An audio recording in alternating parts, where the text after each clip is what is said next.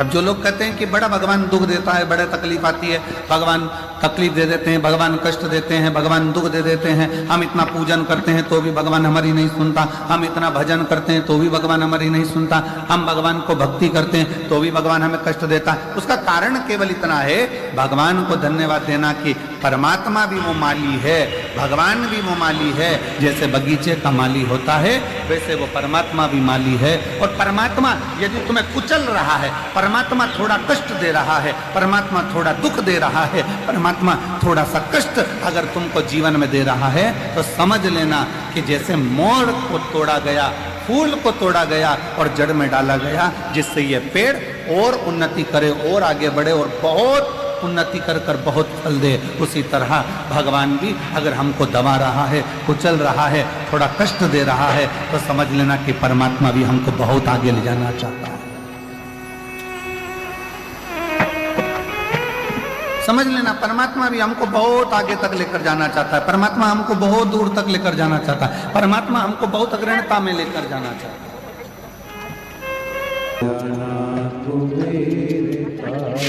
कभी जिंदगी में मौका मिले तो 5 दुर्बा, कितनी दुर्बा जम के बोलो जरा, 5 दुर्बा 1 बेलपत्र।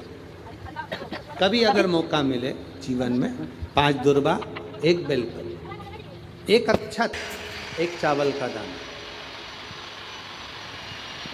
और तीनों पत्तियों पर लगा हुआ चंदन।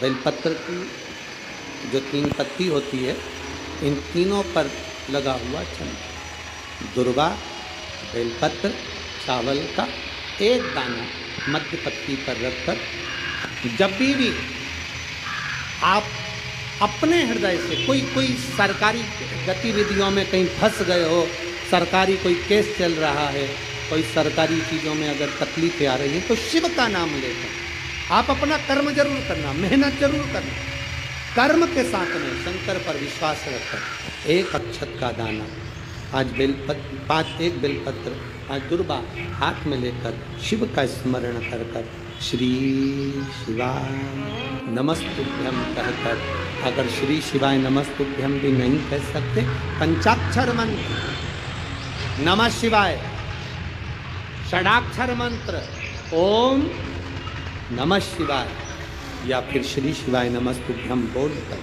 शिव को जो स्थान आपको बताया, स्थान देखा है, फिर ध्यान देंगे, अशोक सुंदरी से शिवलिंग के बीच की जो खाली जगह देख रहे हो आप लोग, एलईडीओं पर ध्यान देना, एलईडी और अपने अपने मोबाइल पर अगर आप कथा सुन रहे हो, या यहाँ पंडाल में कथा सुन रहे हो, या आस्था चैनल पर सुन रहे हो, तो वहाँ शिवलिंग, अशोक सुंदरी का स्थान, बीच में जो खाली जगह है, इस खाली जगह पर बेलपत्री और दुर्बा का जो पीछे का भाग है, वो पीछे का भाग अशोक सुंदर की ओर होना चाहिए, अशोक सुंदर की ओर उसका भाग हो जाए, और पत्ती को इस तरह से शिवलिंग और जो खाली जगह है उसके मध्य में रखकर, कोई सरकारी चीज के लिए, कोई प्रशासनिक चीज के लिए, कोई केस के लिए, कोई कानूनी कार्यवाही के लिए, केवल 1 बार चढ़ाकर बाबा से विनती करना, बाबा उसको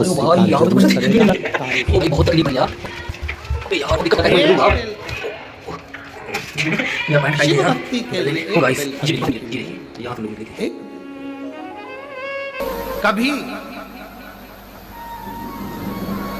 शिव महापुराण की कथा कर रही है, जीवन में अगर मन में भाव प्रकट हो जाए तुम्हारे कि मैं आज तक काशी नहीं गई, मैं आज तक कथा पंडाल में कथा श्रवण नहीं करने गई, नहीं गई, मैं आज तक बाबा धाम नहीं गई, बाबा बैद्यनाथ जी का दर्शन करने नहीं गई, तो शिव महापुराण की कथा कहती है, जीवन में एक बार ऐसा लक्ष्य बनाओ कि बाबा तू ऐसी कृपा करना, करुणा सागर है, कृपालु है, दयालु है, दया सागर शिव, कि मैं भी कथा के पंडाल में बैठकर कथा सुनूं, और मैं भी तेरा दर्शन करने के लिए काशी तक, मैं भी तेरा दर्शन करने के लिए कुबेरेश्वर धाम तक आ सकूं। ऐसी कृपा। ये देखिए, ये आगे से भी कुछ ऐसा दिखता है, और ये हम लोग पत्र है, बड़ा सुंदर है, देखिए। तो चलो चलो, हाँ ये देखिए, बड़ी बड़ी गुफा दीजिए, जी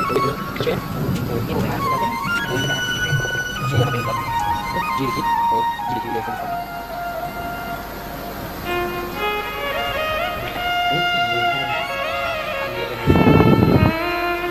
गुरुजी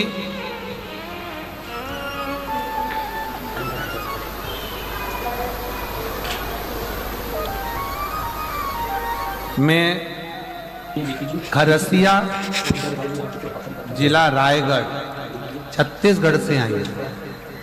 कहीं बैठी हूँ। 2 पत्र हैं, बड़े अच्छे अच्छे पत्र। किसी ने एक पत्र तो एक बहन ने लिखा,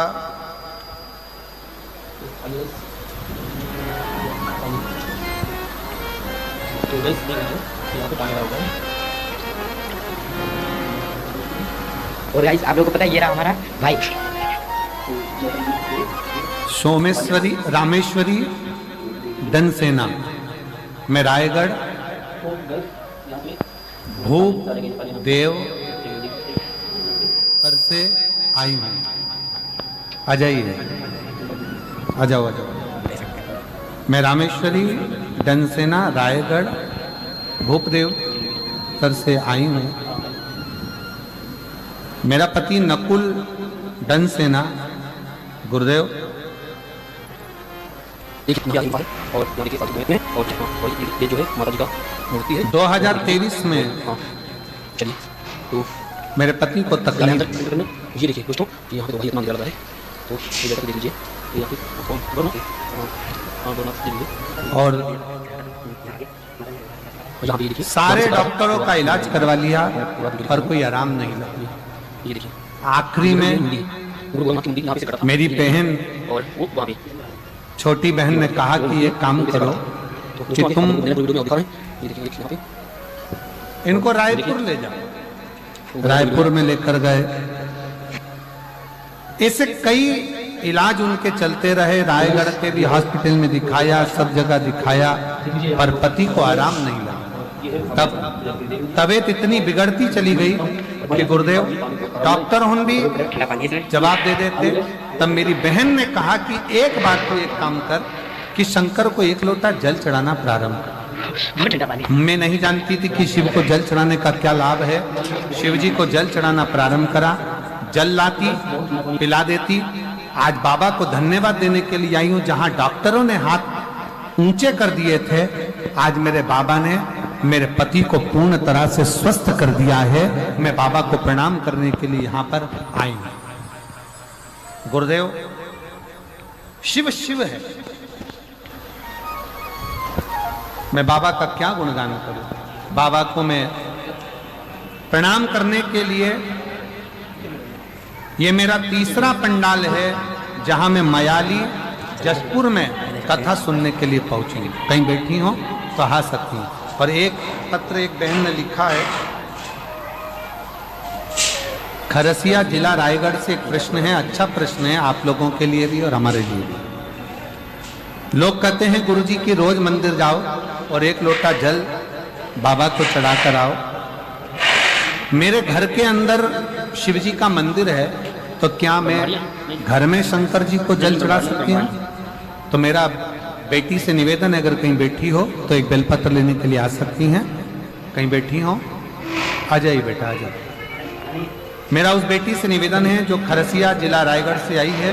मैं निवेदन करूंगा बेटी से, अगर आपके घर में शंकर का शिवलिंग है या आपके घर में शंकर का मंदिर है, तो आप अपने घर में शंकर को 1 लोटा जल चढ़ा सकते हैं। हमारे शिव महापुराण की कथा कहती है, बाबा को तो जहां बैठकर जिधर बैठकर आप याद करोगे, शिव उधर आप पर कृपा करेगा। ऐसा नहीं कि बाबा को दिखावे की जरूरत है। बाबा को तो केवल आपका जो निर्मल मन से 1 लोटा जल जो आप बाबा को समर्पित करते हो, निर्मल हृदय से, निर्मल मन से, शिव उसको स्वीकार कर लेंगे। शंकर उसे स्वीकार, आप दिल से भजो, दिल से स्वीकार। शिव कथा कर रही है। बिंदु के प्राण चले गए। चंचुला देवी ने बड़े भाव से काशी में जाकर कथा श्रवण करी और कथा सुनने का फल चंचुला देवी को यह मिला कि चंचुला के प्राण छूटकर चंचुला पार्वती जी की सहेली सखी, और पार्वती जी की सहेली तो बनी। साथ में तुमरुका जी से उसने शिव महापुराण की कथा का लाभ लिया। ऐसी शिव महापुराण की कथा जशपुर के मायाली गांव में आज 21 तारीख से चालू हुई है, जो 27 तारीख तक प्रदोष तक चलेगी। 1 बजे से 4 बजे तक इस कथा का लाभ आप और हम ले रहे हैं। आज जलवृष्टि ने बहुत दिक्कत दी है और हवा भी बहुत चली, पानी भी बहुत गिरा, पर बाबा की कृपा से कथा आपके विश्वास पर पूर्ण हुई। कल कथा का समय 1 बजे से 4 बजे तक रहेगा। स्वयं हाँ, इनको पहले भेजो, आ जाओ बेटा। ईसर जी, गोरा जी भी पधार रहे हैं, एक बार जोरदार ताली बजाएं। शिव महापुराण की कथा का लाभ लें।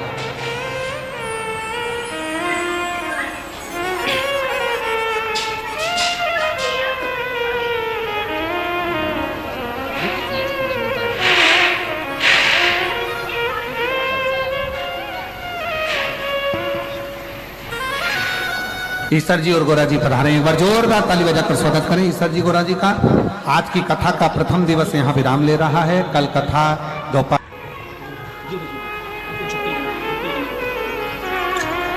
छोटा सा गेट है।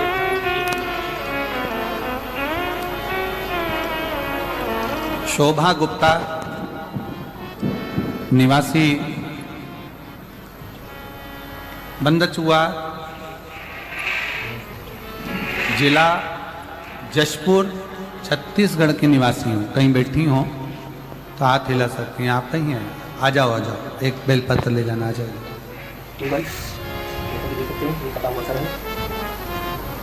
शोभा गुप्ता निवासी, जिला जशपुर, छत्तीसगढ़ की निवासी। पत्र को आप लोग एलईडी पर पढ़ सकते हैं। पत्र एलईडी पर दिख रहा। मैं आपकी कथा 2020 में पहली बार श्रवण करी थी, तब से अब तक कथा सुन रही हूँ। मेरे 2 बेटे हैं, जिसका नाम अतुल गुप्ता, अमित गुप्ता है। मेरे पति का निधन 2000 में हो गया। गुरुदेव, पति के जाने के बाद थोड़ी समस्याएं इतनी घिर गई कि दुख की जिंदगी चालू हो। कौन संभाले? मेरे बड़े बेटे की उम्र उस समय पर 7 वर्ष की थी और छोटे बेटे की उम्र उस समय पर 5 वर्ष की। गुरुदेव, दोनों को पढ़ाना। मेरे अपने दोनों बच्चों को मैंने सरकारी स्कूल में पढ़ाया।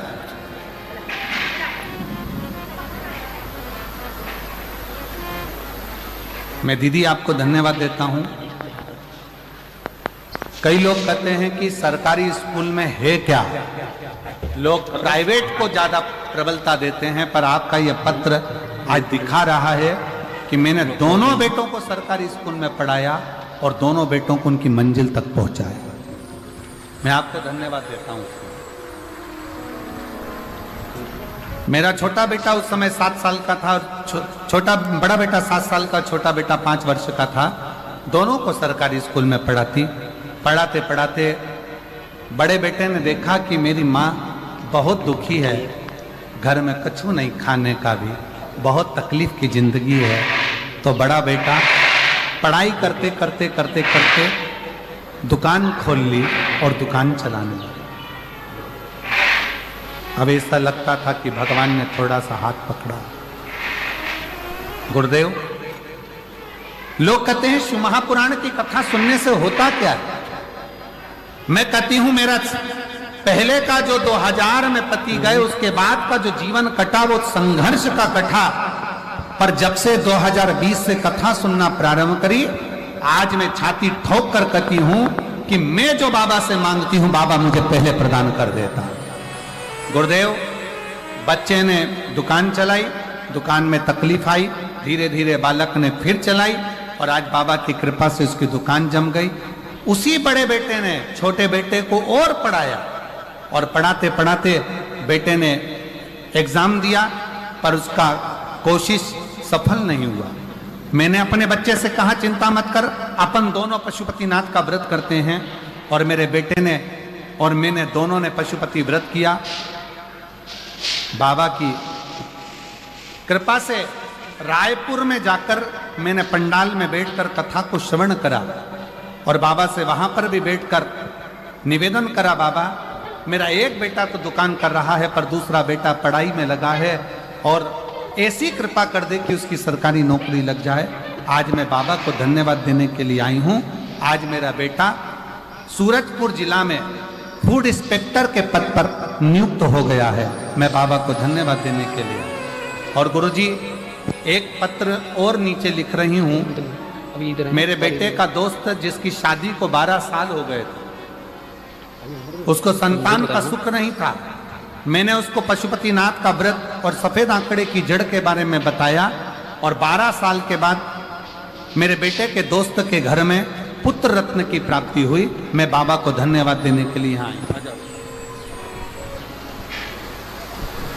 हंसते हुए नहीं हुआ। माता के गर्भ से भी अगर किसी का जन्म हुआ है तो वो रोते हुए हुआ है। और स्वयं रामचरितमानस में तुलसी बाबा ने लिख दिया, माता कौशल्या जी राम जी का जब दर्शन करती हैं तो उसी समय पर कहती हैं, माता पुनि बोली सोमति डोली तजऊ तात यह रूपा, की जय शिशुलीला अति प्रियशीला यह सुख परम अनुपा, सुनि वचन सुजाना रोदन ठाना। इस संसार सागर में जन्म लिया है तो शिव महापुराण की कथा कहती है, रामचरितमानस कहती है कि संसार में जन्म लेने के बाद थोड़ा ना थोड़ा दुख तो आपकी जिंदगी में आएगा ही। थोड़ा ना थोड़ा दुख अपनी जिंदगी में आएगा ही।